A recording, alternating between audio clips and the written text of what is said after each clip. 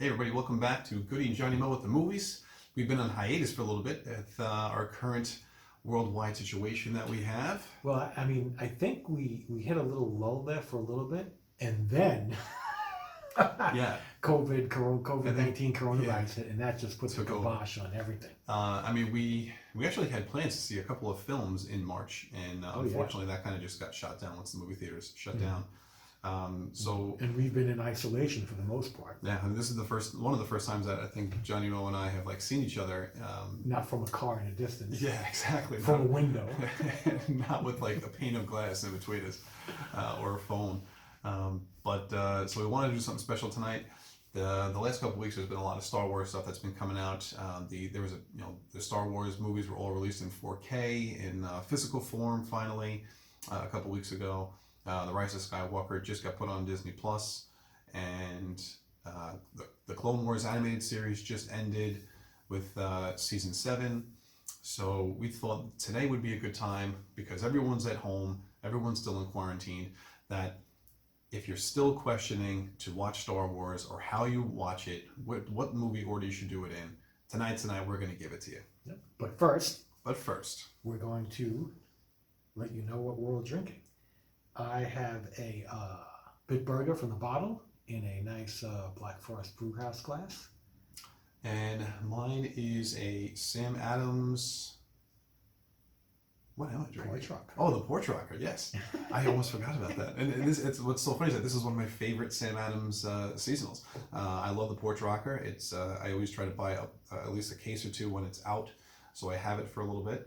I really enjoy it, light and refreshing. So cheers. Cheers. This is to episode 33. 33. Bitburger has definitely been my beer of isolation for the last couple of weeks now. So with this whole quarantine, I have subjected my children to all of the Star Wars binge watching. It's been Star Wars binge watching for them, but I've been so excited that they have decided to kind of take that mantle and run with it. They started watching the Clone Wars, animated series, just like right as like the quarantine was happening. Like they just got into it, so they binged watched pretty much all of that.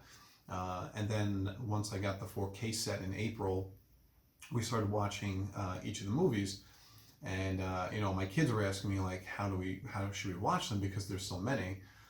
And I get asked this question a lot, being a Star Wars fan, by friends, family members, people at work, is how are you supposed to watch these films? Because there's 9 saga films. There is a total of 12 films that were released in theaters. And what really is the proper way to do this? And Yeah, and keep in mind, like right now, I mean, a lot of people have seen all the movies as they came out. So that was the order they watched it in, no matter what. right, But as the years go on, 5 years from now, 10 years from now, 20 years from now, there are going to be people that have never seen right, any of them. And trust me, Disney has their way, which they've already had. Star Wars is not going to be removed from the lexicon. no, that's going to be pop culture. I think The language. It's for going the to years be. to come. I think it's going to be there forever. So people will always be having the questions like, "Oh, okay, I know about Star Wars, and there's all these movies, and it's like, okay, so what do you watch first?" Yeah, and I think John and I might be on the same wavelength with this, but I know a lot of people might vary. But my first question to people when they ask me that is, well, do you know the big twist? And for people that have not watched Star Wars, I'm not going to say what the twist is. For the people that have seen Star Wars, you obviously know what that is. But for me, that really depends if you know what the twist is with the original trilogy. And if you don't know what that is, then to me, you need to watch them starting with 4, 5, and 6 first. Starting with the original trilogy. Can we just declare spoiler alerts and say what the twist is? Well, I guess we could, yeah. I mean, we could definitely say, okay, for the next next few seconds, we're going to say what the twist is. Yeah. So just mute it, fast forward like 10 seconds, and go from there. But obviously, okay, we'll say spoilers alert right now. If you have not watched any of the films, don't listen to the next statement that we're going to make. But obviously, the twist we're talking about is the fact that Darth Vader is Luke Skywalker's father. Right. So that is a huge revelation at the end of episode 5 and confirmed by Yoda in episode 6. So if you don't know that, if you don't know what that twist is, to me, watching episodes 1, 2, and 3, you might really enjoy those films, but the ending of 5 means nothing. It completely takes the shock and meaning of what happens at the end of that movie, and it falls flat. So if you've never seen them at all before, you have to watch 4, 5, and 6 first. Now, obviously, technology-wise, it's going to look slightly dated compared to the special effects that were available in the late 90s and early 2000s when 1, 2, and 3 come out. But to me, there's no question you watch 4, 5, and 6 first. That's how I did it with my kids.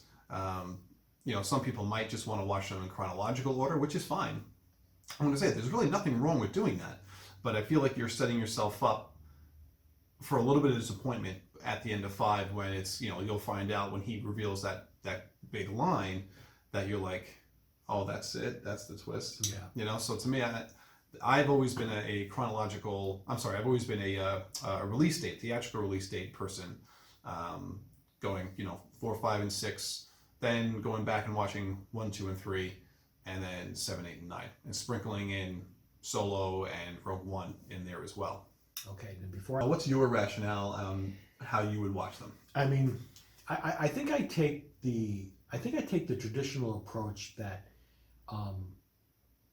I would watch all of the movies in order of release date, without a doubt, because every movie that was released at the time that it was released took into the fact the previous movies.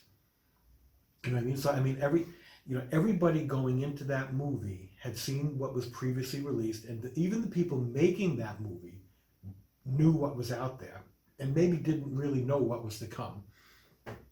And I think you experience it in the order that any person would have experienced it had they been alive throughout the entire theatrical release. Going to the movies and seeing that movie, and then the next one, and then the next one, and the next one. And because people, I mean, the filmmakers reveal and tell things with that context in mind. Like, right. I think they are aware of what has been released, and they build on that. And because again, if you watch them in a different order, you're not going to know what certain things mean, because they did mean something based on a previously released movie. And if you see them, and this all comes down to the fact, I mean, why is this even an issue? This is an issue because episodes 4, 5, and 6 were released first. Yes. And then 1, 2, and 3, and then 7, 8, and 9. Yeah, George did things. It's completely disjointed. George did everything out of order. And then Rogue One and Solo, like, those are all mixed in. Different time periods as well. Yeah. I mean, I know Rogue One takes place in between episode 3 and 4. But it's really immediately before 4. Oh, yeah. I mean, it's literally days before 4. It ends basically like leading into episode 4. Like, now, where does Solo take place? Solo takes place before episode 1? No, Solo takes place about like 7 or 8 years before episode 4. Because it's after episode 3. After episode 3, yeah. Okay. Because you got to remember, between 3 and 4, there's 19 years. Okay. In between 3 and 4, so I think I want to say Solo's about so it takes place. 7 years. So it takes place between episode 3 and Rogue One. Correct. Okay. Correct. Yeah. Solo does take place before Rogue One. Yeah. So, now, the Clone Wars cartoon. Yeah. So there was an animated Clone Wars feature film that was released in theaters before the Dave Filoni animated series show that took off. And I have never seen that, oddly enough.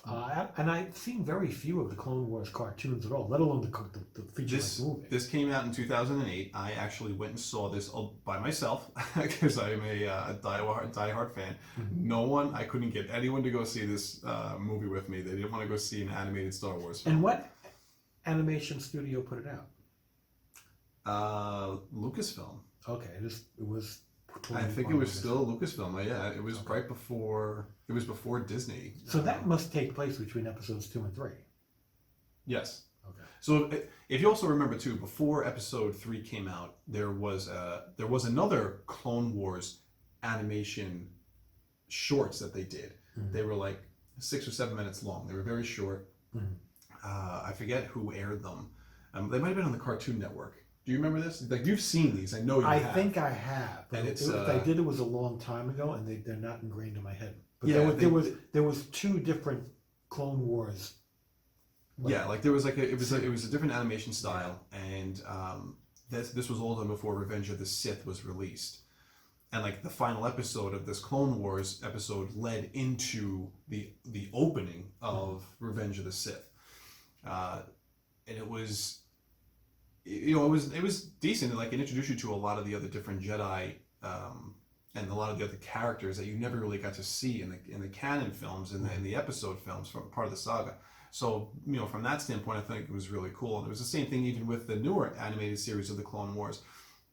You know, it's heavily based. I mean, there's a lot of, you know, Anakin and Obi-Wan in this, and of course Anakin's apprentice Ahsoka, and you know, Yoda, Mace Windu. The clones are all there. And how each clone, like, the certain clones have like their own like personalities, and they become like more than just their number, their serial number, and they all start to have like identities. And it was really, really, the animated series is really well done. The movie was not. The movie really, I don't think the only good thing that it did was it introduced Ahsoka, but Ahsoka was not well done in the film. She was done much better in the animated series. Mm-hmm. And that character has now become a beloved character in Star Wars. I know a lot of people care about that character very much, and, you know, want to see more of her. And I think we actually are going to get to see her in the Mandalorian series season 2. There's going to be a live action version of her played by Rosario Dawson.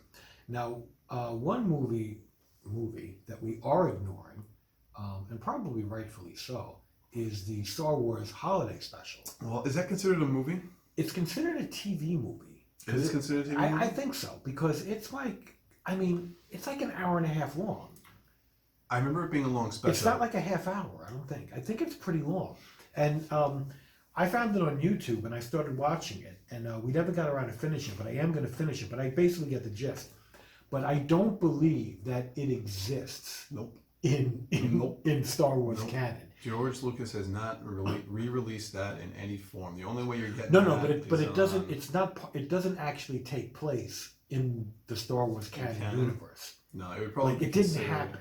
Like, it would probably be considered Legends at this point. Yeah, like, it was like completely. It was completely a completely fabricated story, in my opinion. Yeah. That was made for TV, and it came out between Star Wars and Empire Strikes Back. Correct.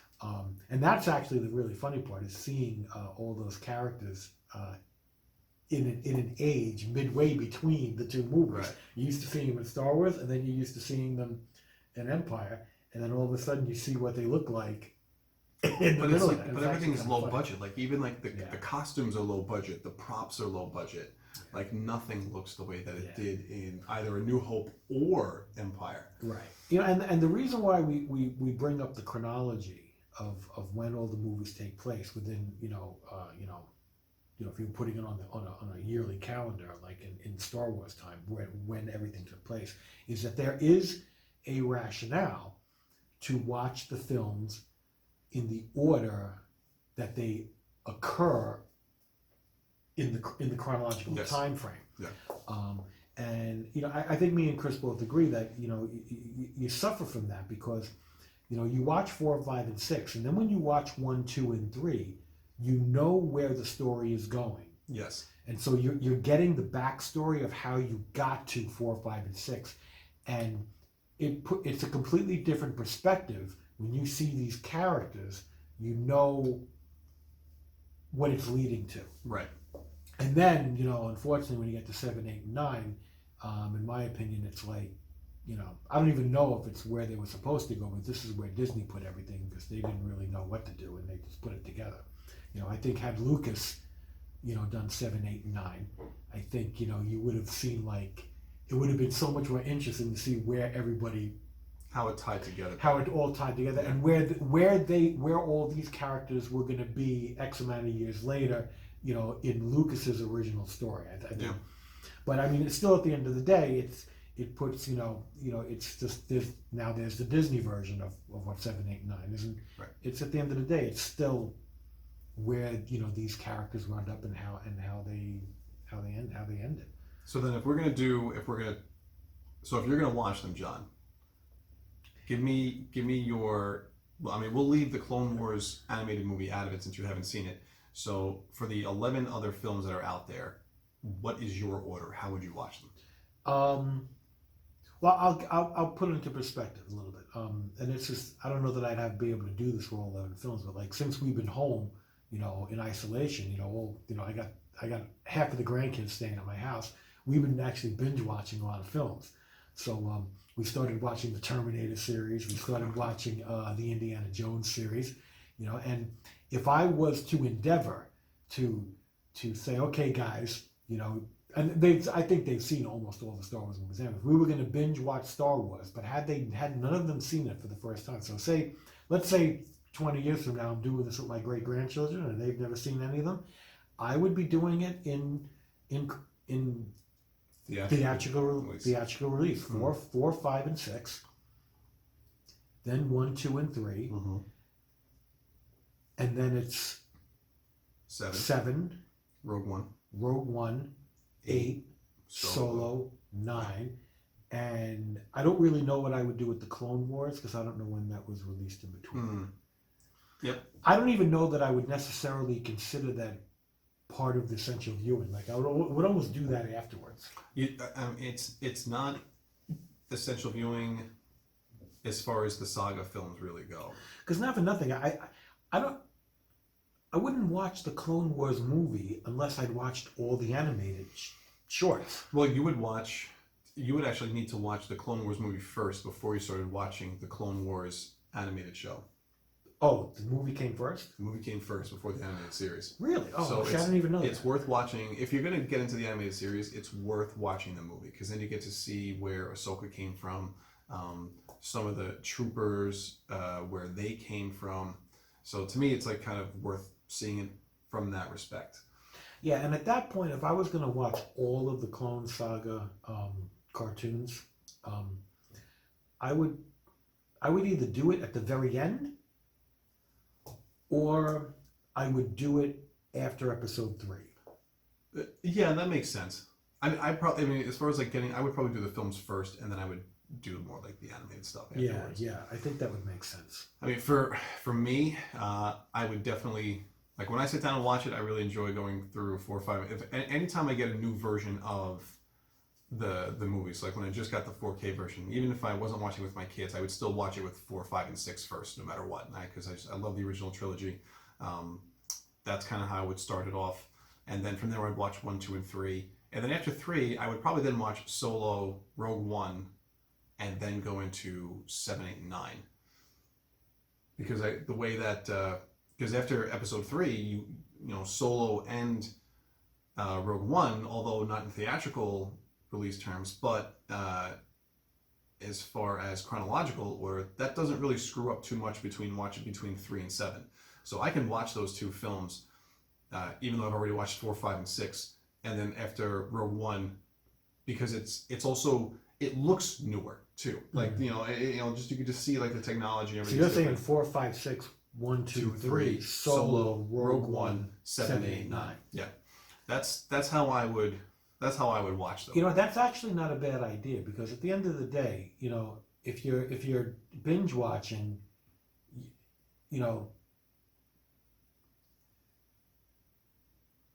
throwing in the Star Wars movie in between 7, 8, 9 is a little disjointed. It breaks it. Oh yeah. You know what I'm saying? It's like watching 7, then Rogue 7, One, and then you're going, and then 8, then Solo. Yeah. Yep. So I could see where that almost gets like a little confusing. It's different. When you've been watching them, it's different if like, you're like someone like who's seen these movies over and over and over again. You know, it doesn't matter which movie you watch, you're not going to get confused. Yeah. But somebody watching these for the first time, say they did like, you know, an 11-day marathon, you know, to do 7 and then Rogue One and then 8 and then Solo and then 9, you know, that could be like, whoa, you know, like I can see that being a little confusing. But I mean, if you know, if you've never seen them before, but you know about Darth Vader, you know who he is, you know all the twists, and then I think at that point you could probably get away with just starting from episode 1, go 1, 2, and 3, then watch Solo, Rogue One, which leads right into episode 4, 5, and 6, and then 7, 8, and 9. Oh yeah, because I would definitely highly recommend this because it's even something that I would want to do because I've seen the movies in theatrical order. Yeah. I would, you know, almost as like a fun experiment, watching them in the order they occur. Right. You know, and I think that would be fun. It just wouldn't be. It's satisfying. I mean, don't get me wrong. Like, it's satisfying watching that because you see the growth and development of the story and how it really all starts with Anakin. I just wouldn't recommend anyone doing that if they're seeing it for the first time. I agree. Yeah. If it's if this is your first watch and you don't know any of the twists, I would highly recommend watching it 4, 5, and 6 first. Yeah, and I think you've kind of sold me on the idea of putting Solo and Rogue One in between the first and second trilogy. Yep. You know, watch 4, 5, and 6, then 1, 2, and 3, and then Solo and Rogue One, and 7, 8, 9. Because I think it is important to watch each trilogy as a block, with nothing in between. Yes. You know, because they're a part of the grand story, but each trilogy is its own story. Yeah. With its set of characters that it has. Because all the Star Wars stories, throwing it in between the trilogy, just kind of breaks a train of thought. Yeah. I mean when Disney released those, they were on that train of thought as we want to release a Star Wars movie one every year. Yeah. So they had that going for 5 years. They were able to accomplish that. But I don't. That's not a. Star Wars is not Marvel. You know, like that's not a franchise that should have a different character, a different movie every single year. I think Lucas took. There's a reason why Lucas took 3 years in between each film to make. Other than him being like the grand storyteller, and he was very particular with how he wanted things done, but it kind of gave everybody a chance to digest what they saw, what they watched. Yeah. And I think that actually helps to build up anticipation of the next film. So, it's not like, oh, great, now we have another film coming out next year. And I think, as a sidebar here, I actually think that's one of the reasons why Solo did not do as well in the box office, because it came out less than 6 months after The Last Jedi came out. And Last Jedi had such a huge, Last Jedi did very well in the box office, made over $1 billion. But it, and critically it did well. But as far as like the audience itself, it was very, very mixed, and that really helped to divide the fan base a lot. And then, you saw so many people talking about boycotting Solo to hurt Disney because they felt that Disney was hurting the Star Wars brand, and not to mention the fact that Solo I think came out 1 or 2 weeks after Infinity War, which is a huge, $2 billion film. Yeah. So, to me, it's like, all right, well, that was a huge mistake. And I think that's one of the reasons why Solo did not financially do that well. If they had waited for Solo to come out that December, and it would have been a year from release date to release date, like they did with Force Awakens and Rogue One. Mm-hmm. Rogue One made over $1 billion.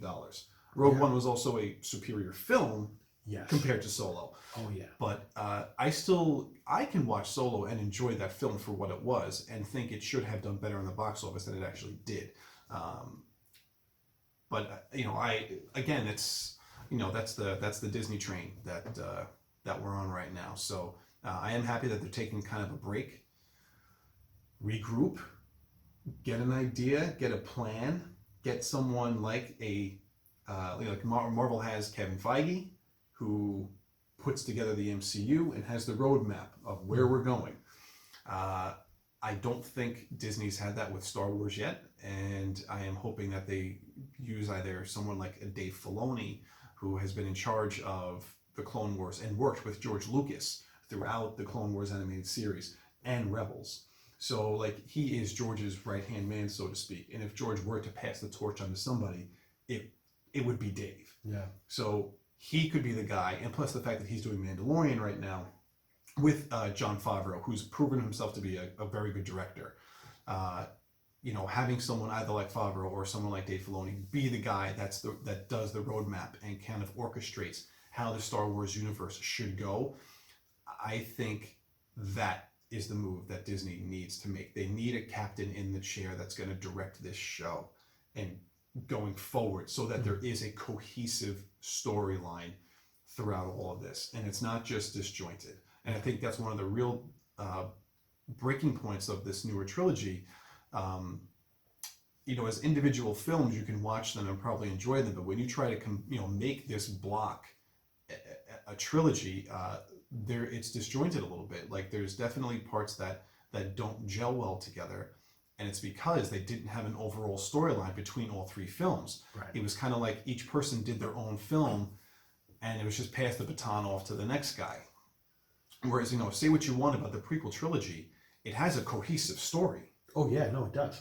You know, it might not be the best written three films, but it has a decent story to it. You know, the tragic fall of Anakin Skywalker, it is a very good story. Yeah, no, I agree. You know, it's just the dialogue itself is just not written well. Whereas 7, 8, and 9, I kind of feel like actually had some decent dialogue, but the overall story was weak. Yeah, that's all over the place. So to me, like that's how I would end up. I think I would end up watching mine that way. Yes, I think at the end of the day, what you have is you almost have like three legitimate choices. You have, you know, complete theatrical release, Yep. complete chronological order, and then almost a little bit in the middle where you do 4, 5, 6, 1, 2, 3, then both Star Wars stories, Mm-hmm. and then 7, 8, 9. And I think that's good. But I do have one other aspect I want to throw in that. Yes. I honestly feel that anyone watching all of these films, like in a binge watch, like, you know, a completist sort of binge watch, I would honestly say that you would also watch the trailers for The Phantom Menace.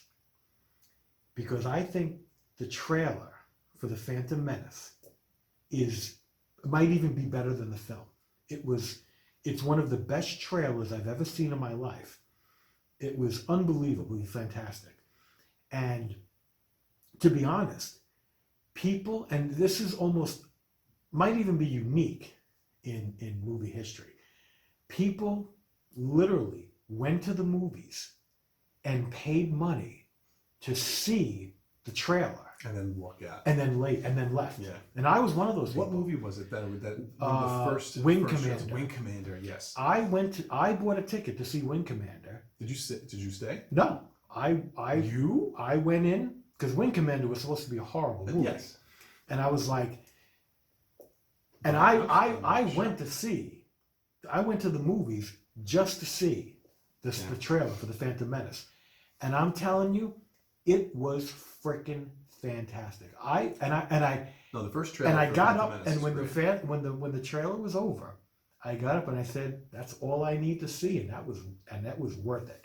And I walked out of the theater, and I think I have my stuff. I saved my stuff for that. You know, and that was something that people did. Like that was in the newspaper that people were going and doing that. People were doing that, and they were advertising what movie was going to have the trailer. You know, I think I actually agree with you. I think watching the trailer sometimes before the film almost adds to the experience a little bit.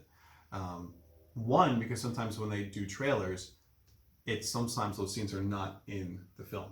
Yeah. So it's kind of like you get to see maybe like a little cut scene that what didn't make the film but made the trailer. So that's kind of cool. And I don't think I would say that about any other trailer. Only because of the phenomenon that was surrounded that trailer. Well, because I mean, if you think about it, when that came out in '99, the last film was Return of the Jedi in '83. Yeah, so I mean, you had 16 years. The between films. anticipation was extremely unbelievable. High. It was off the scale how much people were looking forward to the Phantom Menace when they to heard a new Star Wars film. a new Star Wars trilogy, a new Star Wars film by George Lucas. Oh my God! And then, like, I mean, that trailer is just, I mean, it is just unbelievable. So I would almost want, like, if I was watching these movies with either my grandkids or my great grandchildren, I would explain that and put that in perspective, and say, like, like, people went to the movies just to see this trailer as almost like a little mini movie. Yeah. No, that was good, and that trailer was very good, and especially compared to. It's better than the movie. The trailer is better than the movie. Because the trailer is perfect. Because I can tell you right now, after watching the trailer, I was so hyped up for the film. Like, I think I bought my tickets in advance of the Phantom Menace, and I either bought 7 days in a row or 10. I think it was like Friday, Saturday, Sunday, Monday, Tuesday, Wednesday, Thursday, Friday, Saturday, Sunday. I think I bought 10 days in a row with the tickets in different theaters, and like, I saw the movie 10 times in a row. Because it was you beat me on that. I think I only saw Phantom Menace twice in the theater. And it was either that or 7. I forget if it was 7 or 10, but it was at least 7 and possibly Force 10. Awakens I saw, I think, 5 or 6 times in the theater. I didn't see it 10 though. 10 And it was, 10 and you know what? times. And I still enjoy that movie. As much as people have a lot to say about that movie, I still enjoy that movie immensely. But you know what? Jar Jar Binks doesn't ruin the movie for me. There's too many other great There are things some in that good movie. things in that movie. It's for that to negate all of that. But you know what? Okay, so listen, this is a good segue. So now the second part of this episode that we really want to do is we kind of want to go over our favorites. So, I mean, obviously we're both, big fans. It's been mentioned in some of our other reviews. We've talked about it. We said that this episode was coming a year ago. So now that we're finally, going through all this, we're gonna really dive deep. So the next half of this, we want to talk, and we're gonna list out. Not only are we going to list out our favorite films, 1 through 12, and that's including the animated Clone Wars. Well, for me, movie. 1 through 11 because I haven't seen it. But we're also going to talk about which we think has the most quality to it and rank those in order as well. Because a lot of people are different. A lot of people don't realize that there's a big difference between what you like and what's good. I like White Castle. I don't. I'm not going to sit there and say that White Castle is a quality burger and deserves to win, the awards of the greatest burger ever made. I'm very glad that you admit that. There's what you like, and there's quality, and there's actually a third category. Third category is greatness, because greatness is a matter of historical record. Quality is a matter of subjective analysis. So let's and go. Favorite is just what you like. Oh yeah, just what you like. It's what you like. And listen, I'm going to tell you right now, and I'm sure John's going to agree with me. There is whatever you have listed as your favorite Star Wars films, and whatever your order is, it's not wrong. Yeah, there's not nothing we can say to change that. Absolutely, I agree. Because guess what? I don't want anyone changing my films. I'm not going to change his films, and we're not going to change yours. You, however you like your films, whichever ones you like, you love the prequel trilogy, you love the sequel trilogy, good for you. You enjoy those films. Yeah. So what you like is what you like. Absolutely, 100%. There is no right and wrong. So right with that, let's do. You want to do quality first, or you want to do favorites first? Let's do quality. Let's do quality. Let's do quality first. Okay, so you shoot me your last. Shoot me 9 through. You want to go from bottom to top? Let's go bottom to top. Okay. So where's your 11? My number 11 is The Last Jedi. I have The Last Jedi at the bottom. Now this is quality. Quality. Quality. Okay. Yeah, I have it at the bottom. Okay. I'm not going to mention this again, but number 12 on mine is the animated Clone Wars movie. And like I said before, it's a part of Star Wars. I've watched it because it tells a part of the story, but that is the lowest on my list. That is ranked number 12, both on my quality and my favorite, and I'm just going to leave it there with that. So that's good. So we kind of eliminate that. So we'll just eliminate that completely. And now we both have 1 through 11. Quality-wise, mine, my bottom saga film is Episode 2, Attack of the Clones. Really? Wow, okay. Yeah, that. I mean, I was not a fan of Hayden's acting in 2. I thought that was really hard to kind of sit through. It really felt like he was just reading cue cards behind someone holding it up on the behind the camera for him. Yeah. Very, very.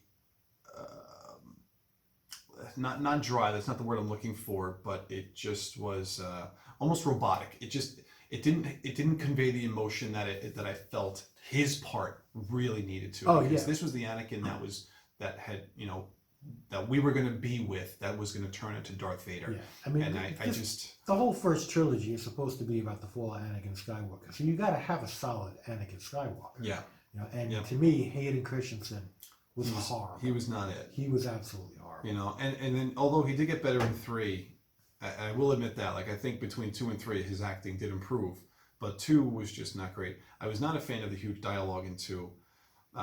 I love Natalie Portman. I think she's a great actress, but in episodes 2 and 3, Her dialogue. she is just didn't horrendous. shine. And I don't really want to put that on her, only because I've seen her body of work after these films, Mhm. and she's a very good actress. Even before. Even beforehand, the professional. The Professional. And she's what, like 8 years old, 10 years old in that movie, or not 8. She's probably like 10, 10, probably 11 years old. Or 11 or 12. But I mean, she's great in that. So I'm going to put it more on the dialogue and the writing than anything else. It was just, it started to get very heavily digital. Like I'm like, we couldn't have got a few people in a Clone Troopers outfit, some like real people. Like so much of that was digital. I thought started to hurt the film. One of the best things in that movie was the Yoda lightsaber fight scene against Dooku. Yeah. I will say that, I mean, I can go through this entire list, whether it's at the top or the bottom, and I can come up with good things and bad things about any of these films. There are things in 2 that I really do enjoy. Like I liked Jango Fett. I love Obi-Wan. Ewan McGregor to me is one of my favorites in the prequel trilogy. So there are things that I do like. Just the whole political aspect of the prequel trilogy is intriguing to me. So there are things I do like about the film, but just overall, the way that the dialogue worked, it kind of just kind of sucks some of the life out of me when I watch that film. So that's my bottom. Yeah, and the reason why I put The Last Jedi at the bottom is because I just, to me, it's just such a pointless film. The story, like I said, it's like, like they're just waiting for the starship to run out of gas, and it doesn't propel much. And the whole story dynamic and the sidebar going to find the master, Bite. the master code break. Yeah, master code break. I just found the story to be absolutely horrendous. Mm-hmm. And it was really just, like watching that movie was just, even though there were a certain technical elements in it that I did like I just thought it was just the most nothing useless movie of the whole group. Going up from there, I think the next one I have at number 10 is Revenge of the Sith. Mm-hmm. Because it's like, I think like for some of the same reasons Chris was saying, Hayden Christensen and Natalie Portman should be the focal point of that movie. That's the love story. And both of their performances are horrendous. And what's actually funny is I believe those 2 actually dated. Really? I believe those 2 actually, I'm not 100% positive, but I thought I remember that they had dated for a period of time. I don't know if it was while they were filming or after they were filming, but obviously that started their, attraction to one another. But there's no chemistry. Yeah. There's no chemistry. I just found it to be, I don't know. It's almost to me like those, they get to the point where like that, to me, that movie was almost unwatchable. Like I always feel like I'm forcing myself to sit through it. Well, yeah, you have to sit through it because it's a part of the story. I listen. Revenge of the Sith is also my number 10 as well, so it's the same. But there are some of the redeeming qualities about 3. The Anakin Obi-Wan lightsaber battle. George promised that was going to be the best lightsaber battle we've seen, and I think that might still be to this day one of the best. I still love Luke and Vader and Empire. On the lava flow? Yeah, when they're on Mustafar, like that whole fight, just from the start of when they fight at the facility, when Obi-Wan gets out of the starship, Padme's starship. Yeah, that to me was that was a really good lightsaber battle. Even seeing Yoda fight Sidious, I thought was great. Windu fighting Sidious, I thought again was also good. but again, just very, very digital. Like the prequel trilogy just went from 1, 2, and 3, went from less practical to more digital. Where the original trilogy was so much practical effects because they didn't have any of that stuff. And even the sequel trilogy, they went back and they did. One thing I give JJ credit for is that he purposefully wanted to bring back practical effects for those films. And I think that really does make a difference. But, again, like, give me guys in a clone costume. Like, you could have made like a dozen clone costumes and like put guys in it so that it actually had like texture to it and depth. I mean, the digital technology was fantastic. Like and that's like the beginning of it. Like George like really started to push that. Yeah, and see, in the prequel trilogy. And I enjoyed the digital technology in 2 because I felt that episode 2 was a jump from episode 1, and I thought big time. Digital was big time. And I liked it because I thought everything looked really good and busy and like you were in another galaxy. The background. In episode 3, I found it to be less interesting and very prevalent and like almost more intrusive to the story. And then the story wasn't that good. Right. It's like you're almost heavily relying on the special effects, which for a Star Wars film, we're not used to that. As much as the special effects are a part of the film, the story is what carried the film. Yeah. The special effects were just kind of like the extra, amazement on top of it all. The one thing I will say about the prequel trilogy films is that the backgrounds in like Coruscant are fantastic. So like what John was saying, how it's very busy. It looks like an alien city, or just like a more technically advanced city with everything that they had going on there. So, that part I really like. That those are the little details that to me stand out in those films. And I think that was a lot of Lucas's vision to create that. It takes a lot of creativity to boldly create these scenes that are very unique looking. It has someone's artistic stamp on it. Whereas I don't even think they bothered to do that in 7, 8, and 9 because I don't think they would have had anyone creative enough to make it interesting. Yeah. So they just went another route. So that's 10 for me. So what's your next one after that? Well, I mean, to be honest with you, just to put it out there, like my 7, 8, 9, 10, 11, to me, my 7 through 11, like they're all, in my opinion, relatively bad. It's just a matter of which one's the worst. I don't start getting into movies that I think are really good until the top 6. But like my number 9 is The Force Awakens. Okay. And I think that only because it's I on the surface the movie isn't that bad, but to me, because of its lack of originality and a total walk down memory lane, pulling from other films, there's almost nothing original in that movie, and it's just a matter of taking everything that's been done before and trying to put it in this movie to spark the new trilogy and get everybody all nostalgic. And I hold that against the filmmakers for not having a unique artistic vision. Yeah. To me, that was a safe bet, and it was very, for me, boring. But for someone maybe who had never seen anything before, never seen any movies, or maybe that was enjoyable. But I hold that against the filmmakers, and I take a lot of points away from that, and that's why it goes that low. Yeah, I can understand that.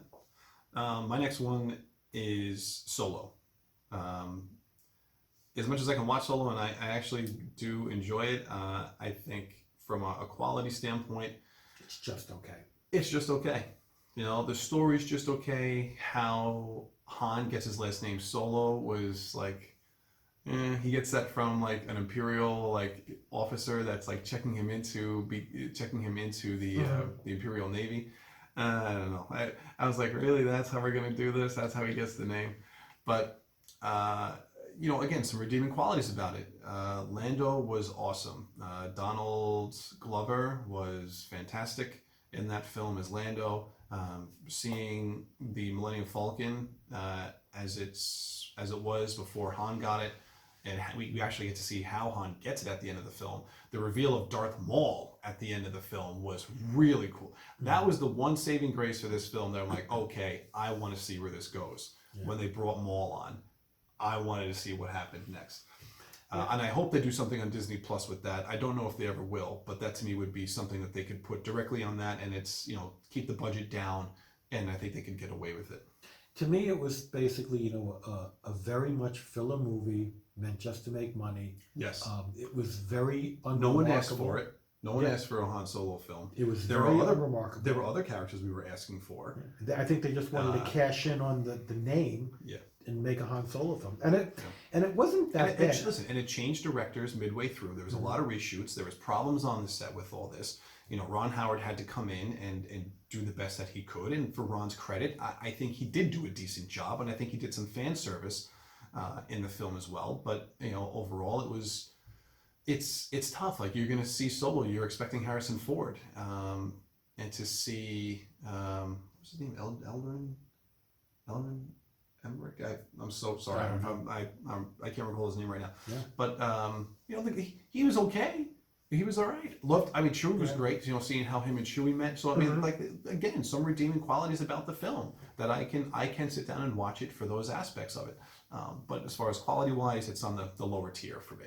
Yeah, and to me that goes right into, because that's the movie I have at number 11, 10, at number 8. Yeah. My Solo to me is number 8. Okay. It just kind of, and now granted, I think I've only seen the movie once. I think I need to see it again. Maybe I'll enjoy it a little bit more, because it's even lower in my enjoyable list. Yeah. I'll be honest with you, I think almost every one of these movies is worth seeing twice. I think so. Just out of respect. Yeah. No, I think so too. So yes, so that's my number 8. 7? 11, 10, 9. Yeah, number 8. So what's your number 8? My 8 is The Last Jedi. Okay. I've said this before when we did a retro review of this film. If this Star Wars film were a standalone film, and if this was a Star Wars story film and not an episode That's film, episode 8. Episode 8, Last Jedi, correct. Mm-hmm. It's number 8 on my list. It's kind of funny. If Rian Johnson's film was a standalone film and did not include any of the names of the original trilogy characters, this film would have done a lot better for me. But I've always said I was not a huge fan of the Luke story and Luke storyline and why he was exiled, why he exiled himself. I never bought into it. I don't think Mark Hamill bought into it either. No, he didn't, and he was very vocally active about that. He became the he'd said and did all the right things when the time came to it to help promote the film and not bash Rian too much or the film. But he definitely made his voice well known at certain parts of filming that this was not the Luke that he would have expected to come back to after 30 years. Right, exactly. So, but you can't really argue with the Disney machine, right? Because if you do, you get thrown off the train. And he didn't want to get thrown off. I mean, I don't think they would have, but I think it could have been his role could have been minimized in those films. Sure. But I love Luke Skywalker very much. I love Mark Hamill. I think he's great. And, I grew up and Luke was one of my heroes. So to see his character treated like that, I had a really tough time buying into how that all transpired and how he ended up going into exile. I think that could have been done a completely different way and still be done with the point of learning the lesson about failure. And I think that is one of the redeeming qualities about The Last Jedi, with Yoda talking to Luke about failure and how that's a great teaching moment. And I completely agree with that. Luke at the end, saving everybody the way he did with that force projection, fantastic scene. Mm-hmm. Did you like that? Was that a good scene for you in that film? The force projection of him fighting Kylo Ren and he's not really there? Yes. I mean, that to me is something that we hadn't seen. Yeah. I do like when you give me something that we haven't seen before when it comes to the Force. And Rian gave us that at the end. So that to me is a redeeming quality about that. I still can't stand Canto Bite. It's a pointless, Mhm. pointless sidebar scene. Never should have happened. You should have gave me more Maz Kanata. She should have been the one to come in and work with Rose and work with Finn to get on the Star Destroyer and do something there. Holdo not talking to Poe and telling him what the plan was. She had to keep the big secret, and it's just a matter of just trust me. I know what I'm doing. I found a lot of faults in the. I mean, we could spend a whole nother episode on this, which we've done in our review. Because So I don't want to get into it. I actually disagree with you on that. I We did. No, we did. We had disagreements I on think that. the general doesn't have to tell the pawns underneath of everything. But he's not a pawn. Yeah, but he's underneath. He's underneath. And but, he's on the shit list.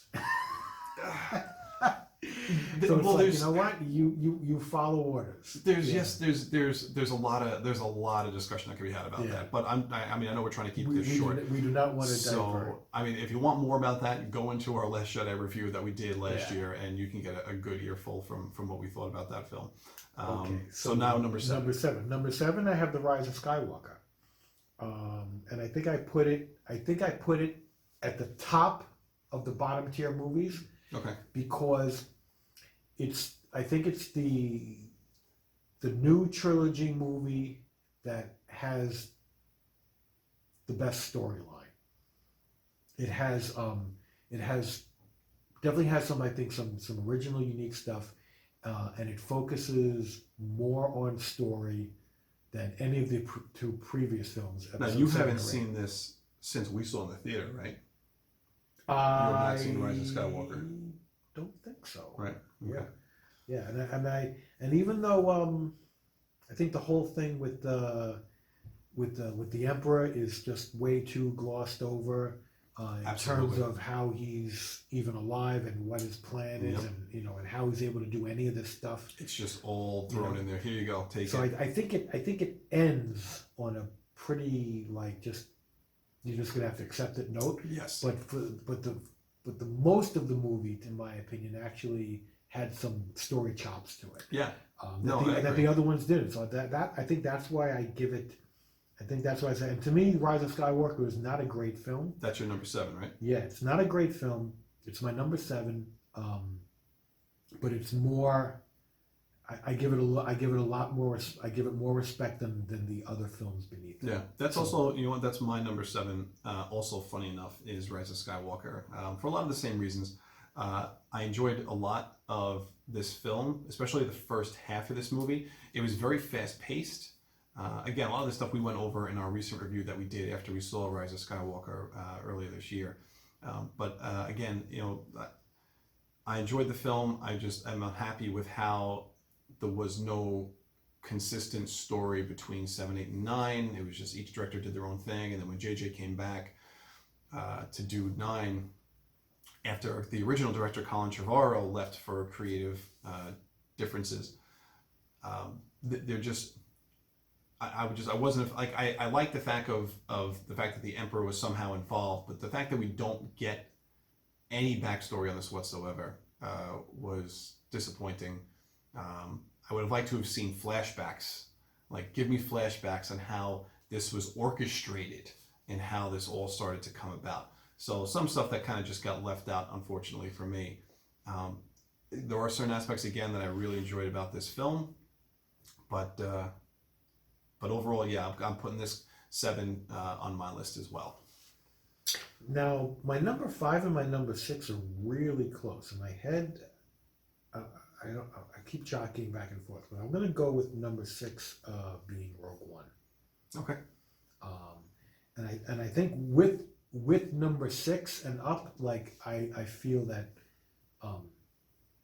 I've entered the realm of these were good movies that are positive films.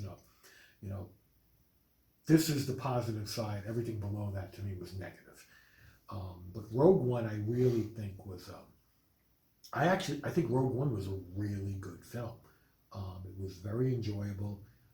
It had I think it had a great storyline, and it did its job of filling in an enormous gap in the story that nobody knew about. Right. And it filled it with, Yeah. with an enormous amount of detail. With a 2-hour film. And I thought it was pretty good, even though there were certain aspects of it which were a little off, but overall, I thought that was a really well made film, and it was very surprising. It was surprisingly well made. Yes, I agree with that. Because I think it's better than four out of the nine, trilogy films. Right. This is a Star Wars story. It's not even a saga film. And I think that one I thought that was a pretty good movie. My number 6 is The Force Awakens. I really did enjoy this film when it came out. I told John this before. I remember walking out of The Force Awakens, and I was so incredibly excited for the franchise to see where it was going. I don't hide that I do like the prequel trilogy, but I never really left on a high note with those films. When I walked out of 7, I was like completely rejuvenated with my Star Wars excitement. And as you know, John does point out some of the flaws in it, that there are a lot of retreaded ideas from episode 4 that are in that film, but I do really like the new characters. I really like Poe and Finn and Rey. I thought Maz Kanata was a really interesting character, someone that was underutilized in this new trilogy that they could have used a lot more. Having Harrison Ford come back and Carrie Fisher and Mark Hamill and Chewie, having those characters come back, I thought were great, but just not missed opportunities, not having the 3 of them in one scene together in this film. Not utilizing the droids more. I know that they really pushed BB-8 to the front, and that's why he was kind of front and center in episode 7. But R2-D2 takes a back seat up until the very end of the movie. 3PO is kind of is not even a side note in this film. So again, not seeing some of those characters get a little more screen time was unfortunate. But to me, it gave me enough. It gave me this mysterious Snoke character. It gave me Kylo Ren, who is the son of Han and Leia. So those were some really interesting takes. I just would have liked to have seen maybe a little more originality to the finale part of it, because it's just a bigger Death Star, as Han says. So I would have liked to have seen something a little different with that. However, I still really did enjoy the film, and I thought the filmmaking of it, the visuals, I thought were incredibly well done. So I will give that to JJ. My number 5 is Attack of the Clones, and I think I give Attack of the Clones a lot of credit, because I think it's I from a visual standpoint, I really thought I almost want to say I think it's the high point of Lucas's visuals in terms of any of the films, like in terms of like the presentation of this, other galaxy and other not of the universe, but another galaxy, and what was going on. I think that's when he really it was like I just found it really and I thought it was really well made. Even like when they were going to the cloners. Kamino? Yeah. Just the visuals of they just kept jumping from place to place to place in that movie, and I thought the visuals were really good, and I thought the story wasn't bad either. Just as you just had the horrible choice of casting for Hayden Christensen, and the very wooden lines for both of them, for both him and Natalie Portman. But I do give Attack of the Clones. I think I find it enjoyable. I think it's one of those movies that I haven't seen in a while. I got to go back and see it again. Yeah, no, I think it's worth it. For my 5, mine is episode 1, Phantom Menace. That was, it's an interesting film, because I remember going into that kind of like what John said, and see, now that's my number 4, so I can speak to that as well. Just kind of like watching the trailer.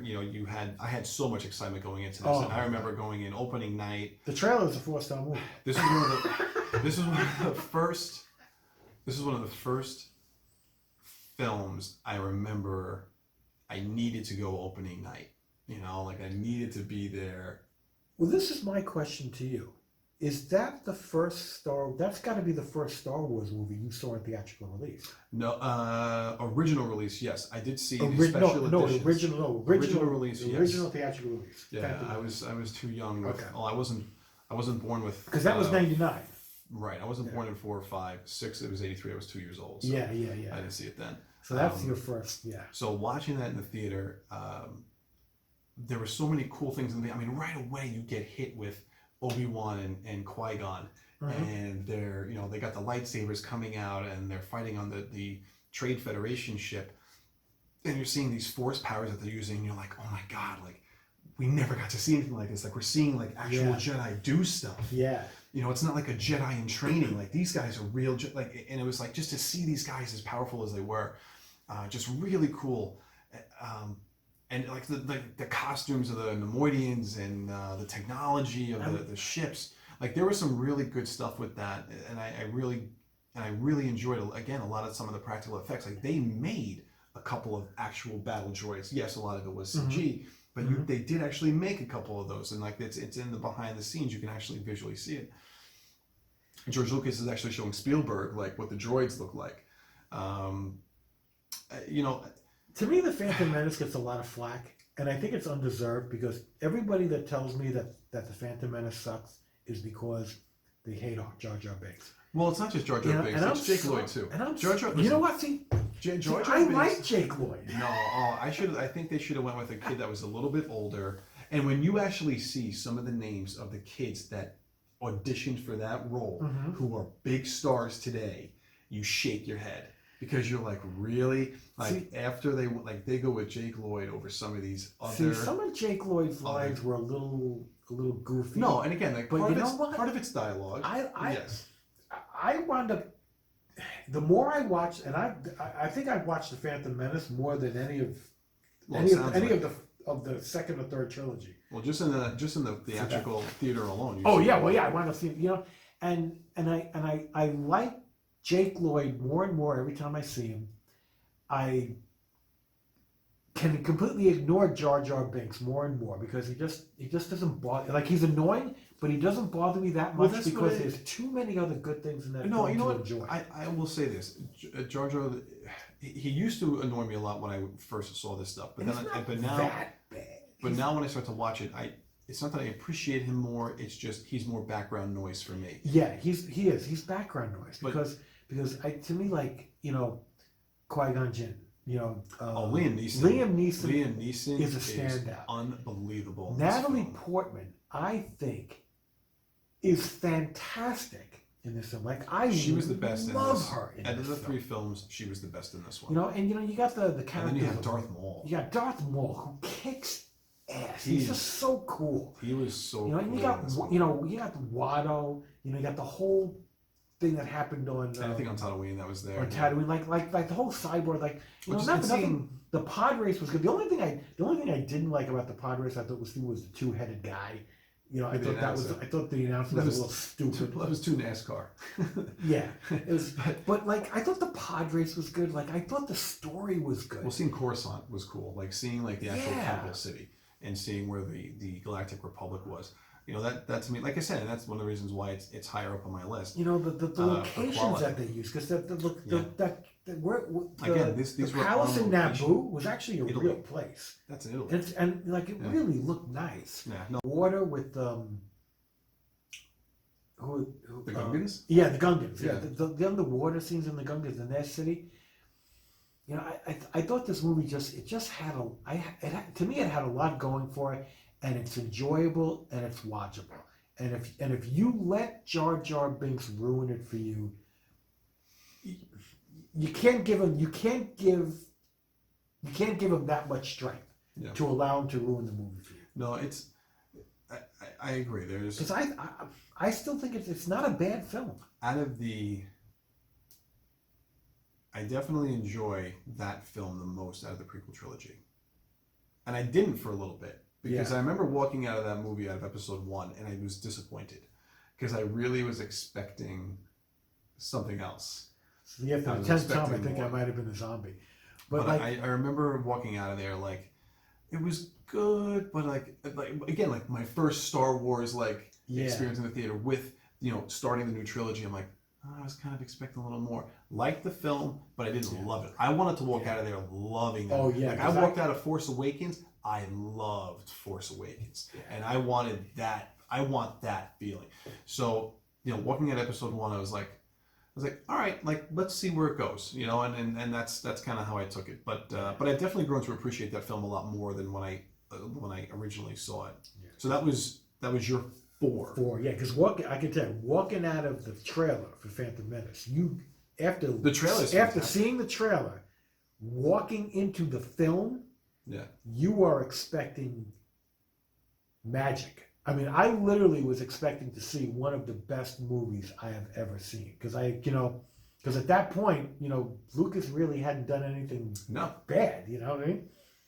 No. And it was not the best movie ever made. Trust me, but it to me it was enjoyable. So that was your 4. That was my 4, So I'll so- jump into mine.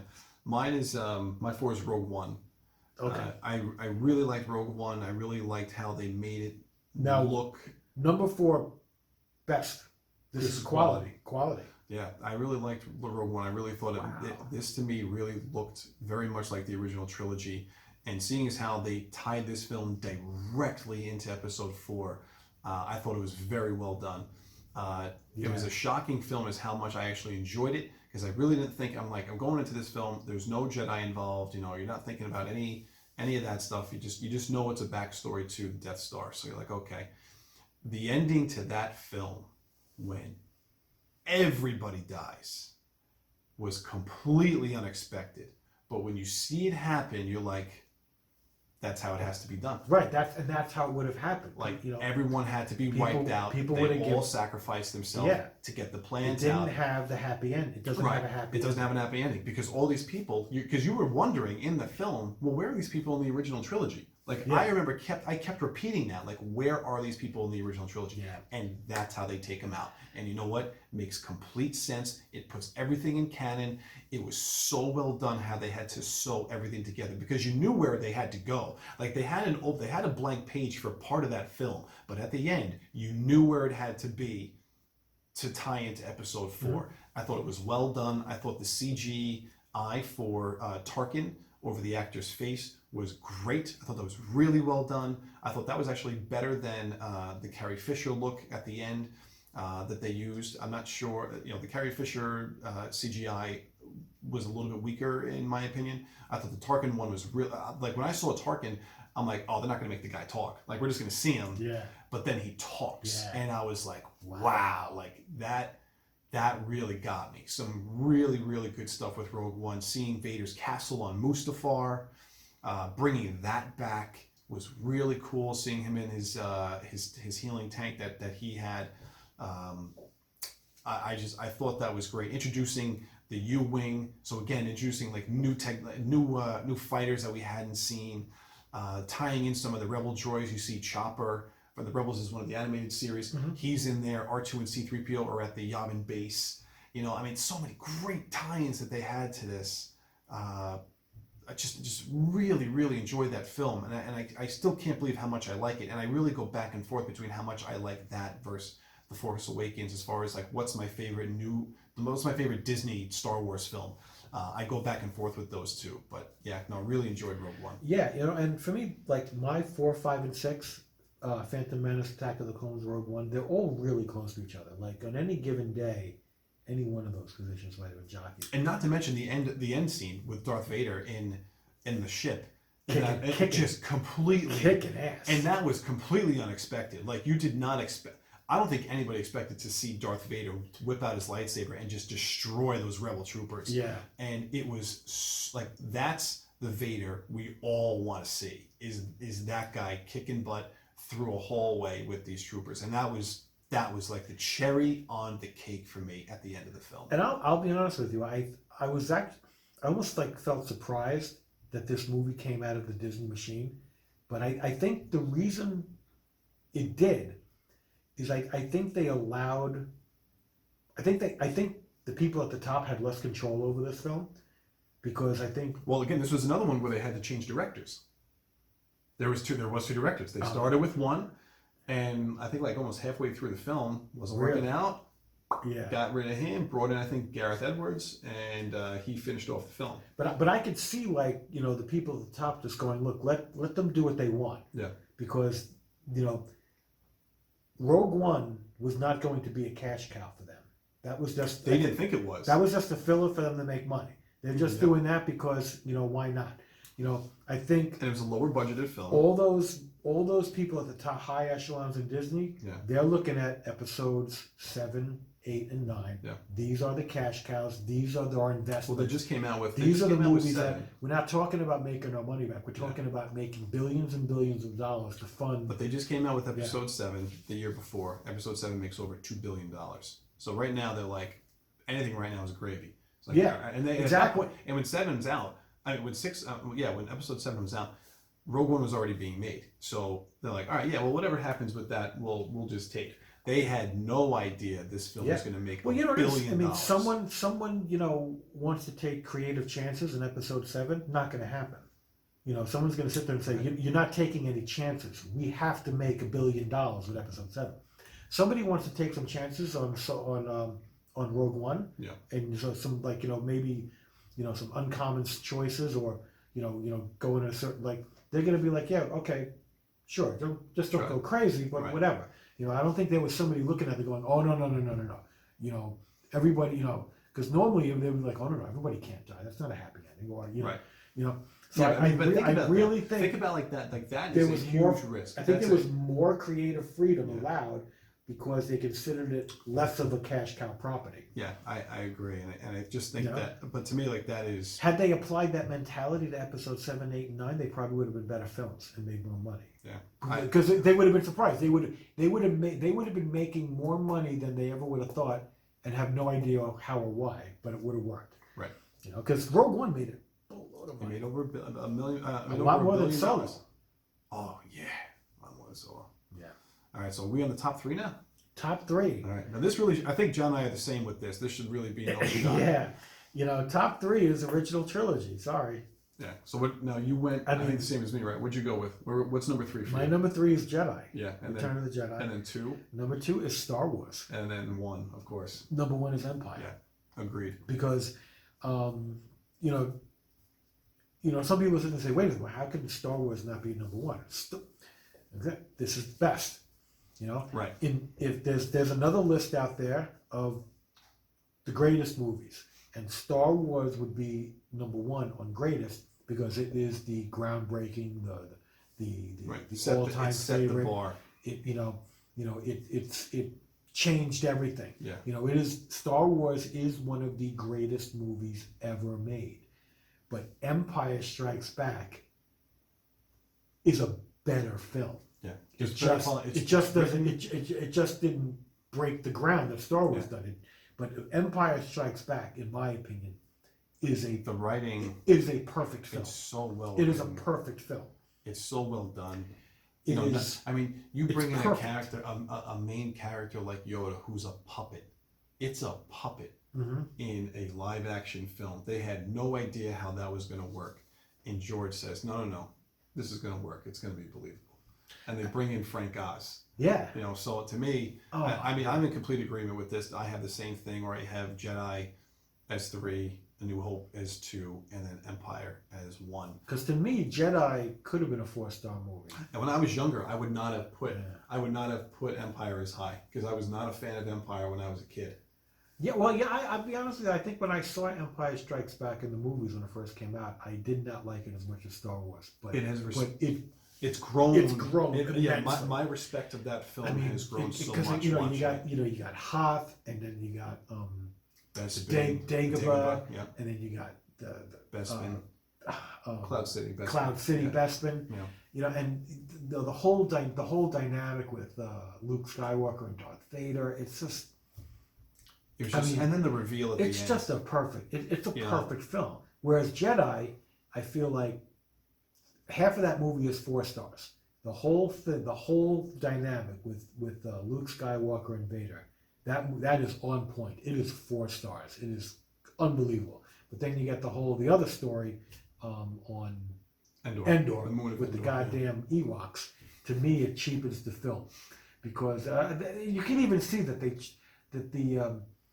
the jokes that they try and even use with C-3PO and R2-D2, they try and do that, and in my opinion, most of it falls flat. It's forced and it falls flat. Whereas those type of scenarios that happen in Empire are perfect on point. Yeah.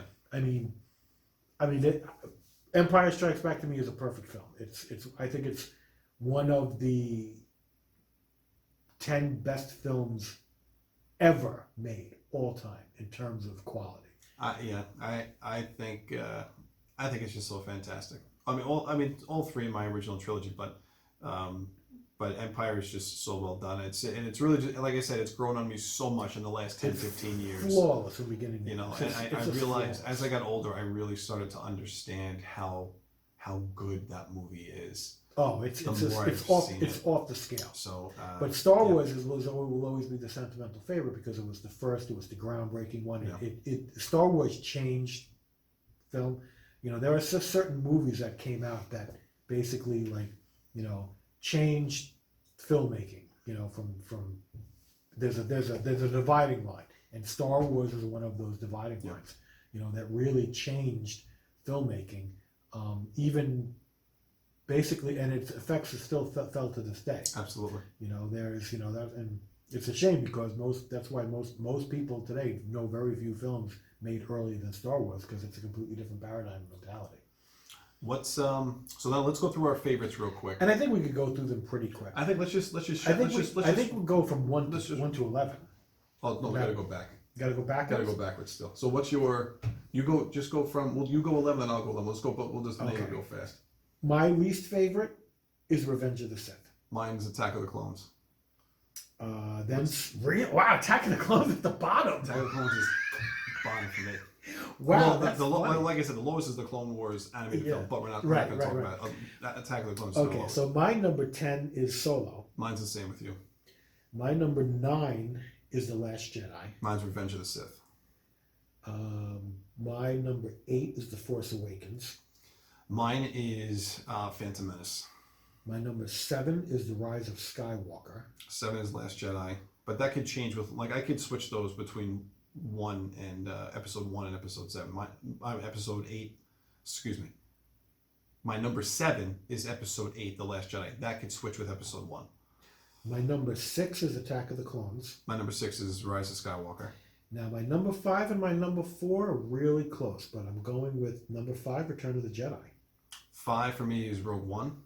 And my number 4 is Rogue One. I like Rogue One better than Return. And then I have 4 as I really like Rogue One. 4 I have as The Force Awakens. And again, my Force Awakens and Rogue One could easily switch with me because I really enjoy Rogue One, and there were really good things I like about The Force Awakens. So that can go back and forth.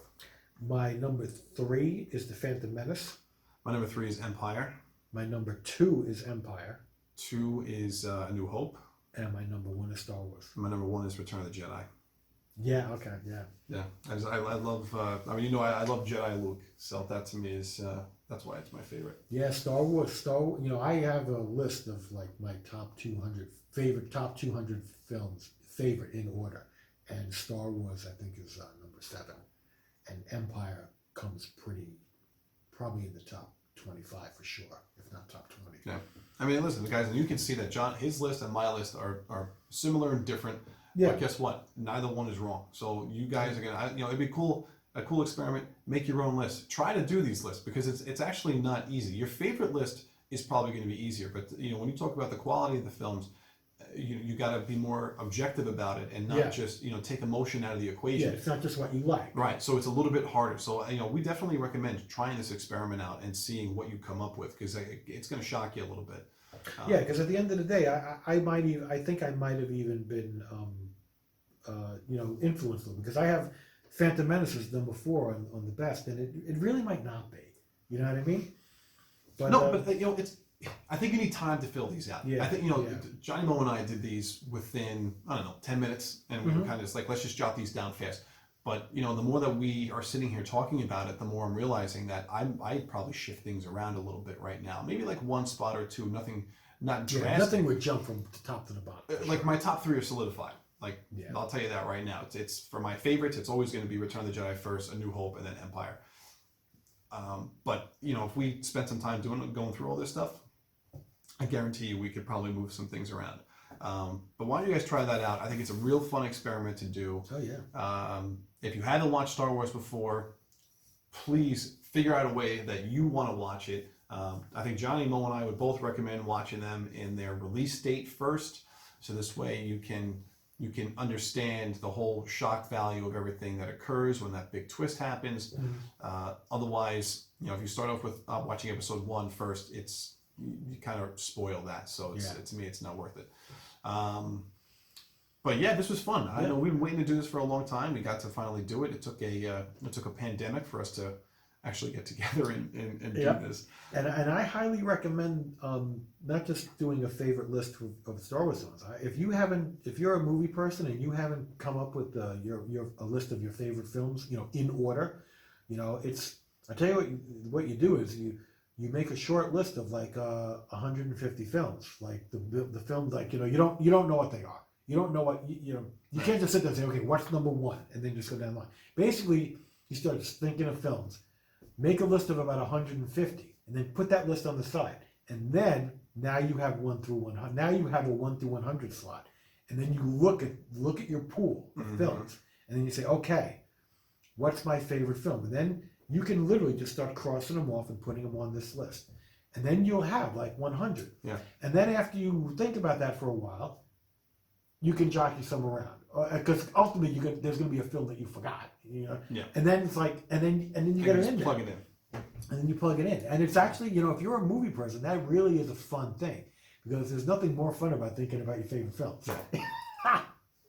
But listen, guys, try this out. It's a fun little experiment to do.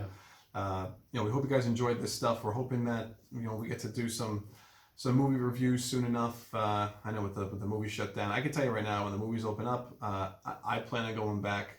Might wear a mask. You know, I'm not going to be sitting next to anybody. Like, he and I'll probably be sitting a couple chairs apart from one another. But I guarantee you, I'll be back in the theaters when they do open up. Yeah, because what did we miss? Wasn't Wonder Woman supposed to be out already, and now it's no. Wonder Woman was supposed to come out in June, but that got pushed to August. Okay. Black Widow got moved. Yeah, all these movies got moved. It sucks. Oh my God! I know I'm forgetting a bunch, but there were at least 5 or 6 like quality films that got pushed back. Yeah. So, well, we'll see what ends up happening later throughout the year. But if anything, maybe we'll be doing some retro reviews again. This might give us some time to kind of catch up on some of those.